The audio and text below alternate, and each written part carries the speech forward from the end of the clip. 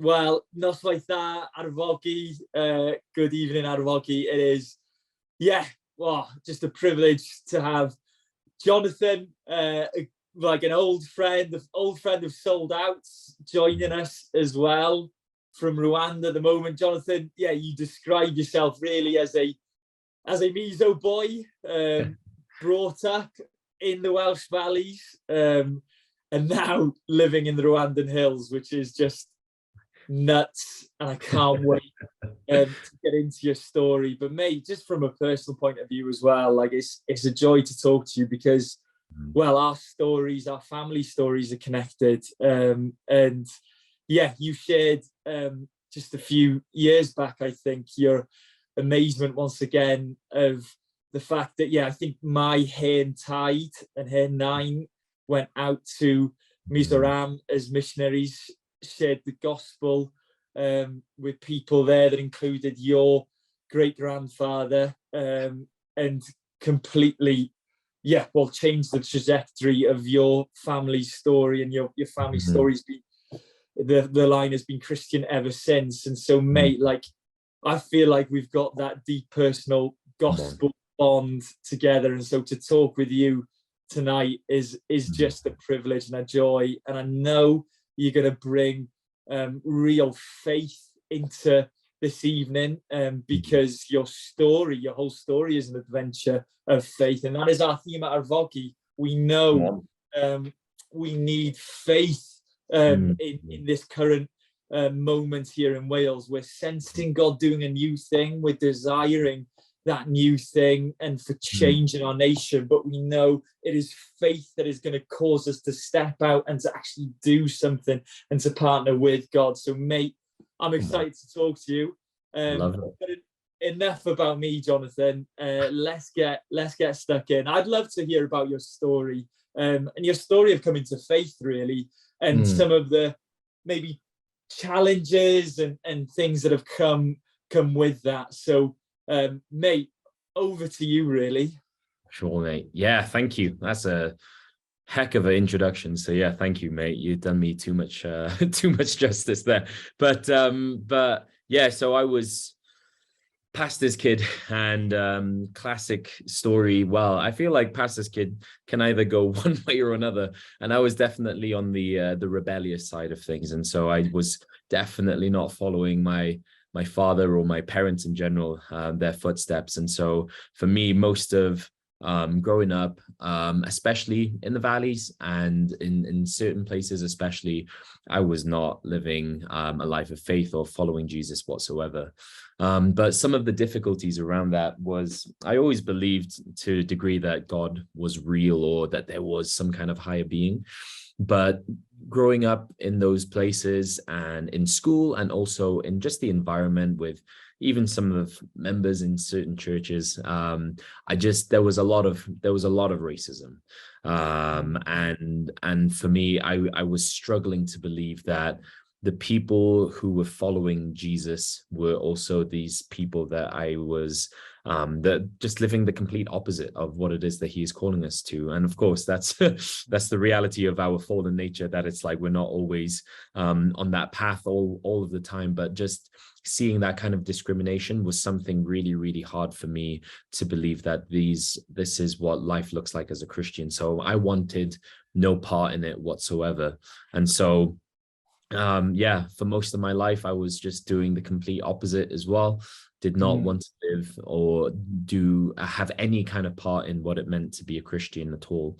But there was a lot of things growing up that shaped my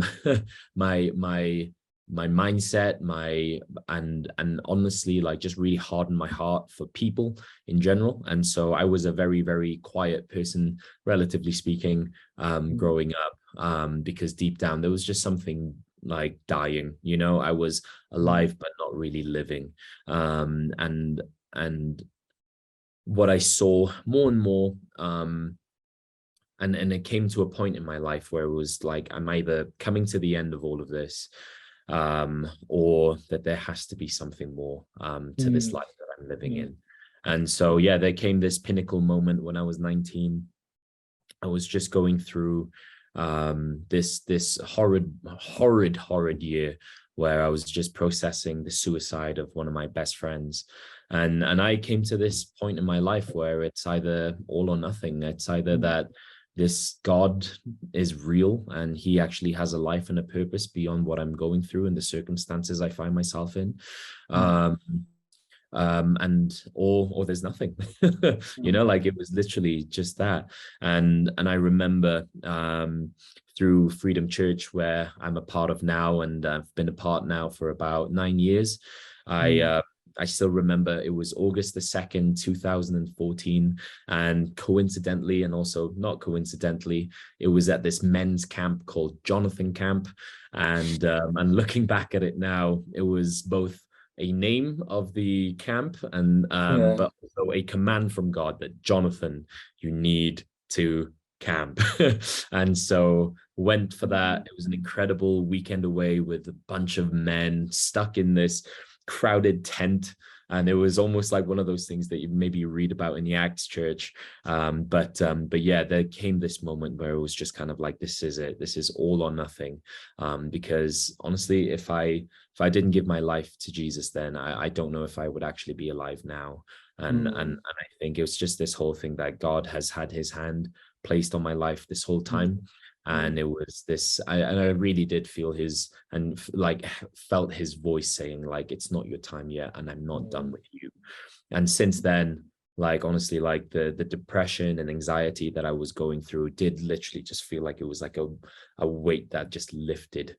And from that moment on, it's just not looking back, you know. And of course, the journey of life is always up and down, but my focus has been that, like, I don't want to go back to the place that I once was, and I want to live a life of this fullness that God has called me to live. So yeah, man, that's the snapshot of where I've been. Wow. And so I can definitely testify to that hand of God on your life, because our stories, they crossed again, didn't they, when you came to London randomly on a Sunday in Wimbledon in a church that I was working for in the year, as in, you could just tell there, mate, you had a heart after a God and a worshipper's heart, but you didn't remain in London, did you? The Mizo boy, grow up in the Welsh Valleys, found himself, in London in a high-rising job, but then to the Rwandan hills. So we've got to know, how did all of that come about? Mate, so yeah, I think that time in London, now God calls us all to different things, and also allows us to go through different seasons. And for me, it was the taste of what it looked like to live a decently wealthy life, you know, like I was able to pay off my student loan and all of those things, and so it was like, see that time as a massive blessing with the job that I had. But again, for me, that whole time and that season that I had, it almost brought me back to this whole thing where it was like, I am chasing after the wind, you know, like in Ecclesiastes it says, and it just felt like I was not really I was living for things of the earth and not living things of the eternal. And I really felt like God allowed me to go through that season as well, to be able to actually put things in perspective. Again, you can have that kind of job and also be faithful and fruitful with it. But I know that I think for me, that's not the kind of calling that God has on my life. And I felt more and more that was a process of elimination, to know that, hey, Jonathan, this is definitely not your calling.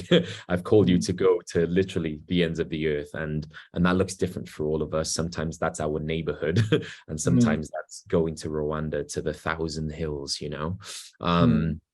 But yeah, I then went through like a leadership course in Freedom Church, and I was stuck in there and went through the process, and lots of pruning, lots of tilling of the soil of my heart, and then from there I just felt my heart break for this nation, because I visited before as well, and in my time in London.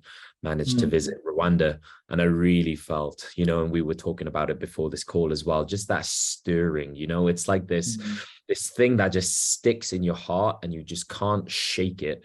And that to me is often when God is calling you to something, when you have that conviction and it doesn't make sense to anyone. Why on earth would you leave this job when you know that the career path and it looks successful on the outside, and to the earthly things, why on earth would you leave it?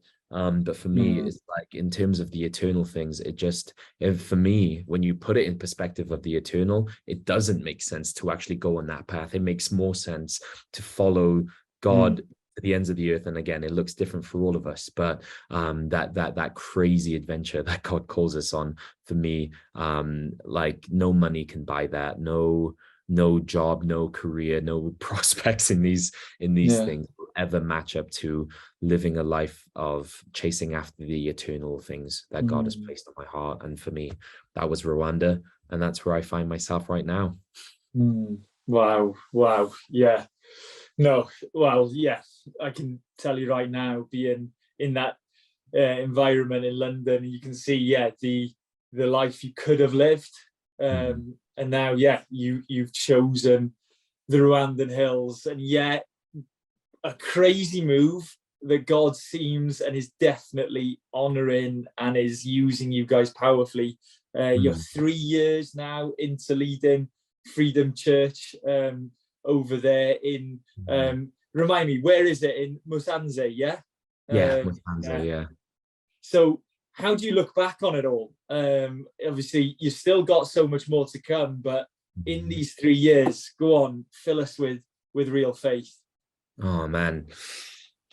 I think it was a massive test of the small things. You look at the parable of the talents, and the master is pleased with the one who was just faithful with what was given to him. And I hope and I pray that that's what God will say to me when I reach those pearly gates, that he'll just say, well done, my good and faithful servant. And so I think for me, a constant reminder, if it's 3 years here, 5 years, 10 years, literally only God knows how long I'll be here. But I hope it will always be coming back to that thing of, you were faithful with what you were given. And like we have very humble beginnings here. The first week I was here, it was just got down on the ground. And so we have a church in Kigali, which is the capital of Rwanda. But then I went up north to the Gogs. This is the Gogs for us in Rwanda. Yes. And so I decided to take that leap of faith again. So I went to Kigali, and then I went to Rwanda, went to Musanze, and it's a very rural place. And the first week I was here, I just thought, you know what, I just need to go out and just meet some people. And so in a cafe, this guy was asking me, what on earth are you doing here? I was like, I'm planting a church. And he was just like, that's ridiculous. And I was like, I know. But he was the very person that then came to my house, which we started. And it was crazy, because first week it was just me and him, and then week after week after week, again, kind of like in the Acts church. Well, in the Acts church it was every single day, but for us it was every single week. Like, we just multiplied, we just kept on doubling. And so in the space of I would say even 4 months, we went from 2 people to about 30 people. And then we ended up, our house was crammed.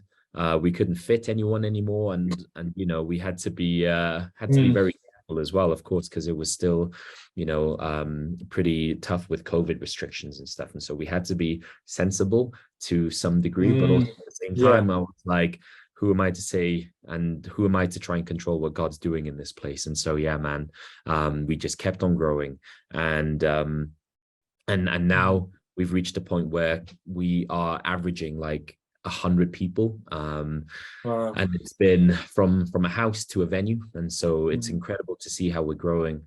But now it's just this focus on, like, how can we raise more and more disciples, so that actually what we're doing here is maybe just the beginning of an impact of this region and beyond into the neighboring countries that we're surrounded by as well. Yeah, man. So encouraging. I saw even just the other day on Instagram, you had 10 baptisms. Like, let's not just casually like gloss over that.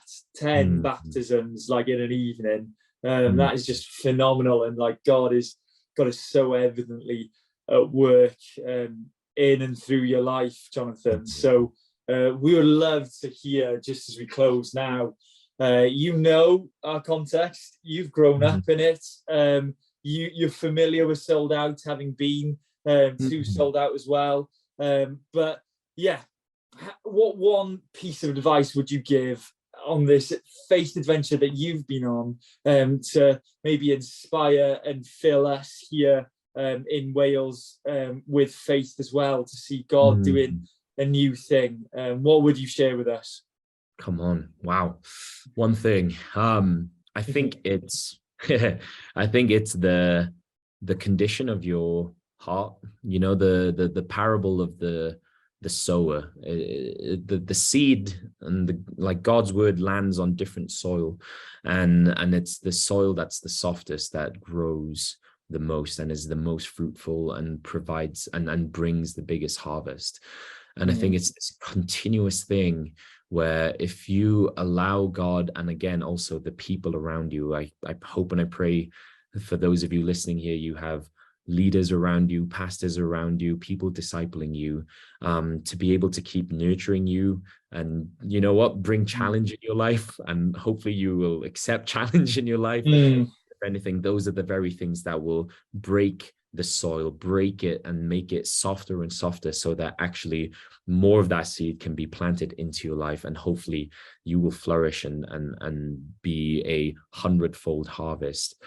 Because again, like me and you, Jos, like we're part of a generational impact, and I'm just wondering if God can do this with one person who was at the end of his life and can hopefully make some kind of impact in other people's lives, then I wonder what a room full of people in North Wales right now is going to impact. And, you know, and I think also, like, yeah, I hope that you'll reach that whole thing where it says Jerusalem first, then Judea, then Samaria, then to the ends of the earth. I hope and I pray that, yeah, like being faithful to the seed that God has planted in your life, be soft ground so that you can provide more and more harvest, and then from there hopefully you'll continue to impact more and more people around you. But it always starts with that small seed first. So yeah, I hope that's something that might help. Yeah, wow. And to be reminded that we are not just sowing into now, but yeah, for generations to come. We've got to believe for that, and yeah, our stories testify to that. So bro, it's been so good to chat. I loved hearing from you, and so good for us here in Arfogi to hear from the global church and all that God is doing around the world. And so yeah, we just pray a massive blessing over your work and ministry, and we long for the day where you're with us in the gogs, sharing in the flesh again. So thanks, Jonathan. Yeah, thank you so much. Have a great time.